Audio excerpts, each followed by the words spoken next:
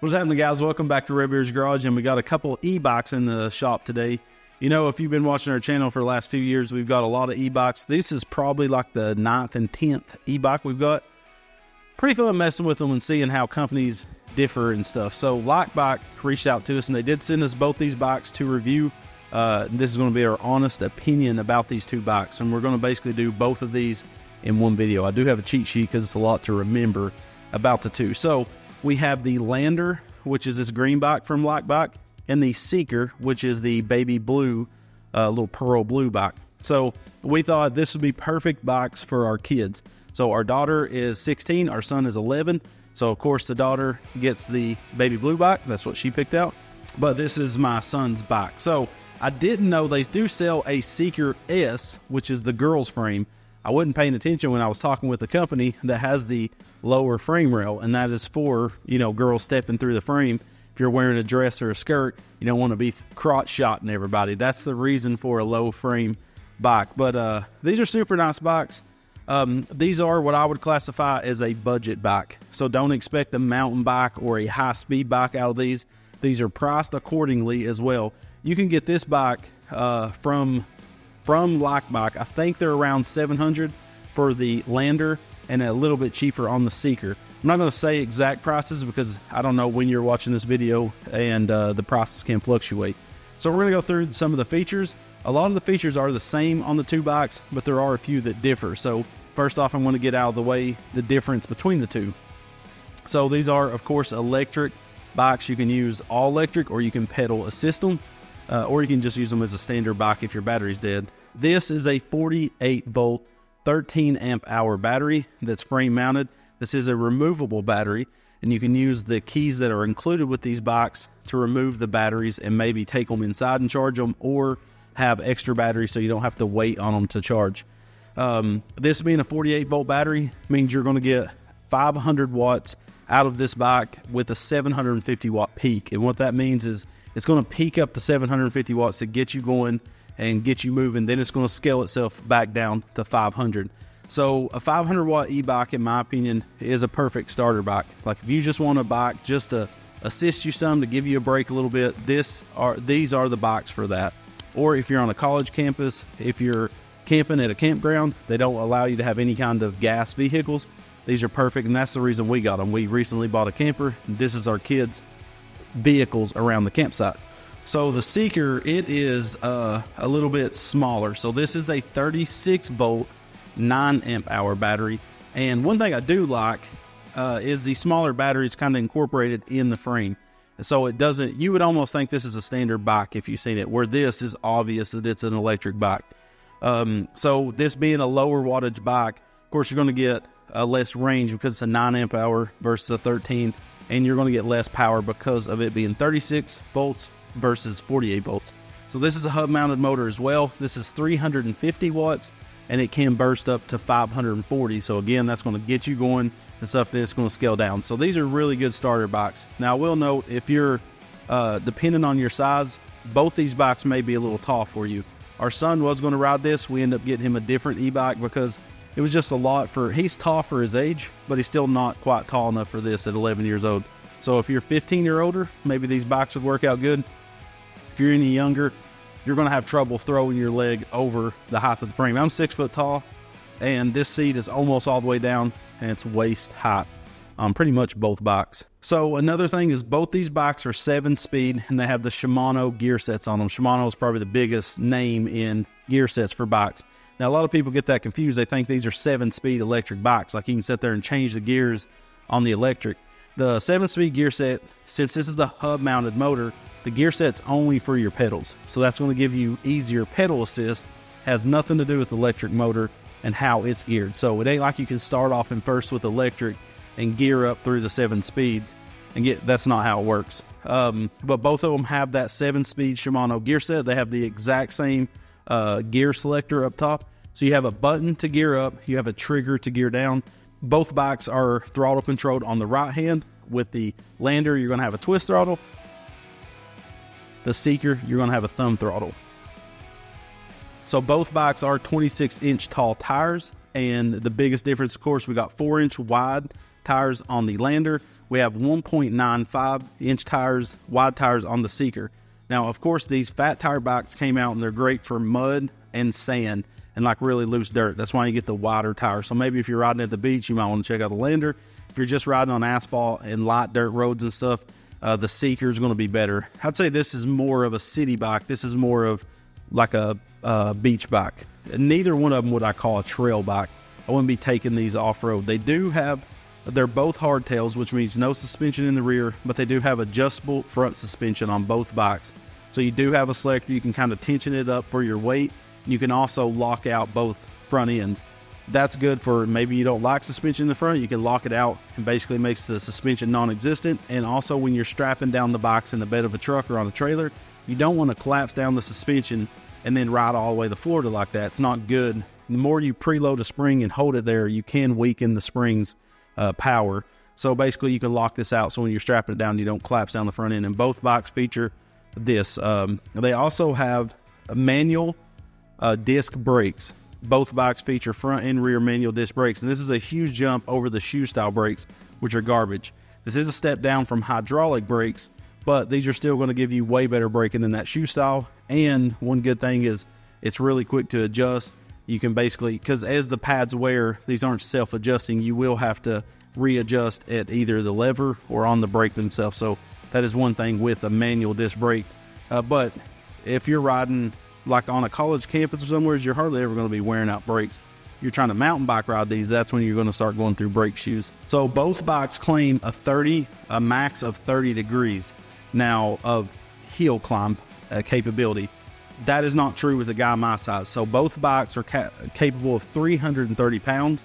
So both these bikes pull me perfectly fine, but don't expect them to be super fast out of the hole. Like if you assist it, it's going to keep you going. But when you get the hills, especially my size, I'm up in the 200s. You're not going to get that much assist with it. But if you're, 140, 150 pound person, these are going to feel pretty peppy and do their job really well. They do claim, I couldn't find too much on the Seeker, but the Lander does claim 40 to 50 miles, depending on if you're pedal assisting it or just running all electric. Now, that is, of course, best case scenario, perfectly flat ground on asphalt. That's going to be your best. So you're going to get anywhere from 20 to 40 miles out of these bikes using them, and it all depends on weight, terrain, even weather. If you're freaking going against wind, it's making the motors work even harder. But 330 pounds. This bike weighs 79 pounds. This bike weighs 58 pounds, I believe.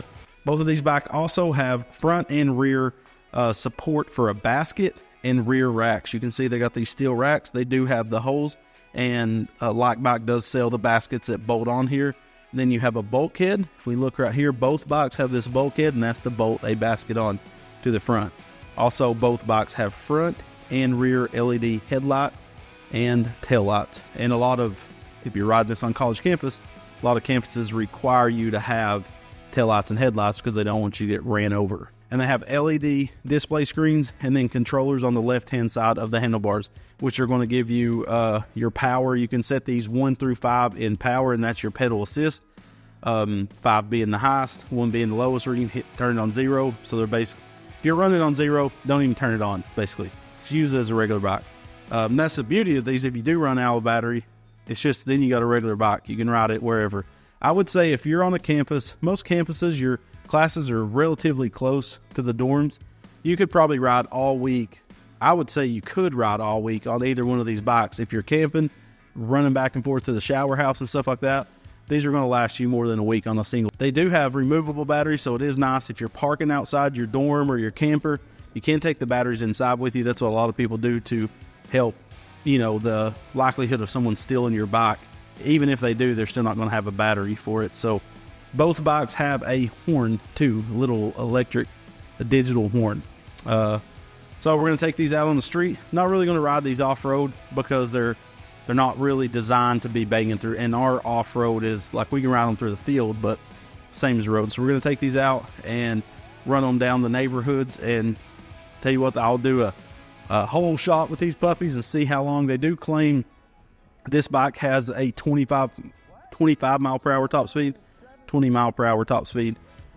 Again, flat ground, a lighter person, you're going to get that. I'm probably not going to see 25 miles per hour on this bike, but we'll try and see what we do get and take them out for a spin.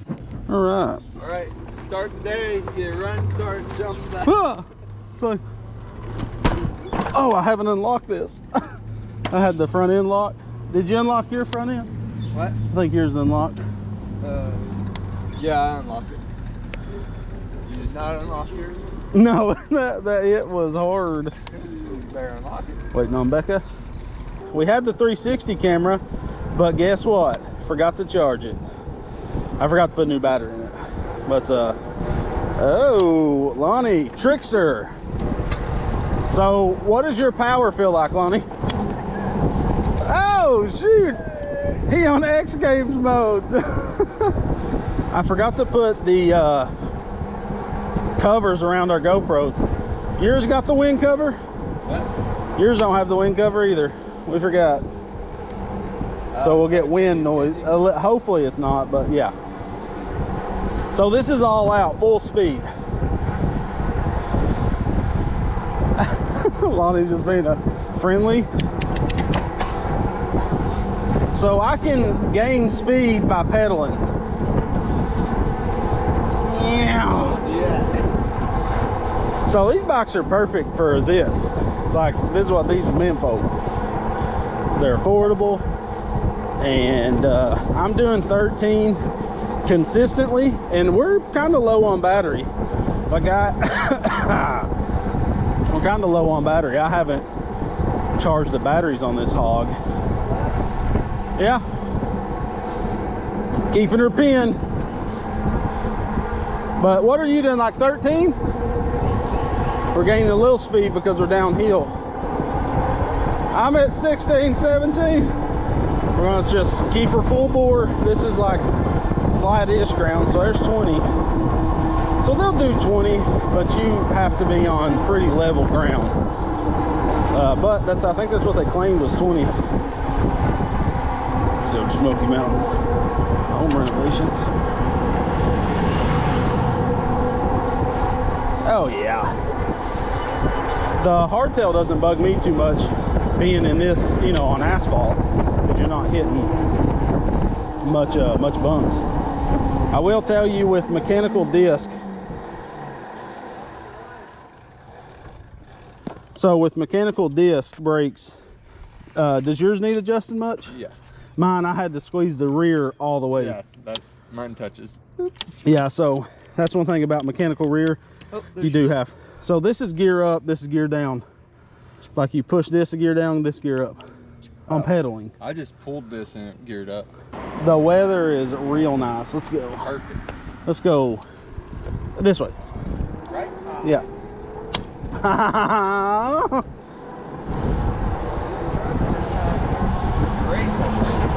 So we're gonna take a right.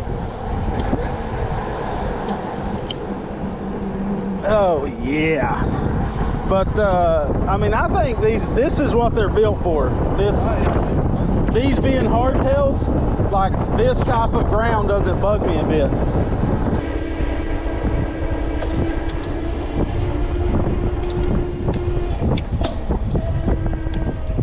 Where are you going, guy?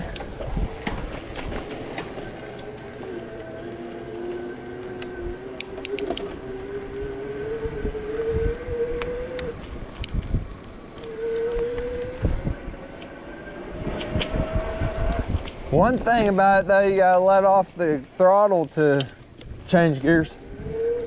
Oh, do you? Well, if you're thumb throttling. You have to pedal it too. Yeah. To switch gears. We have our 360 camera, but unfortunately.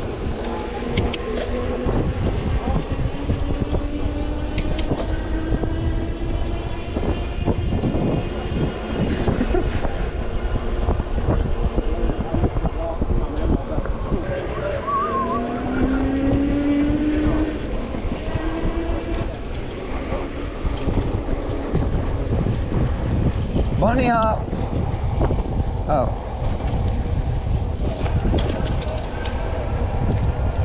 The rear end's a little heavy.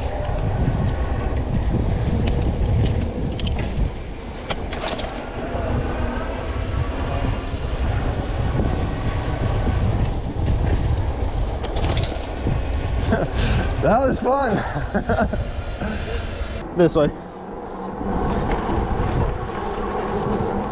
But these bikes are real nice. This is where we like to ride them. This is the main town, main Sweetwater, and it's just real nice neighborhood. It's been here for like 100 years and stuff. Oh gosh. Oh, I saw it.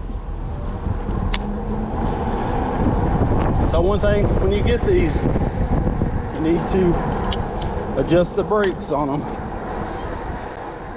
I couldn't come to a complete stop because I didn't adjust my brakes.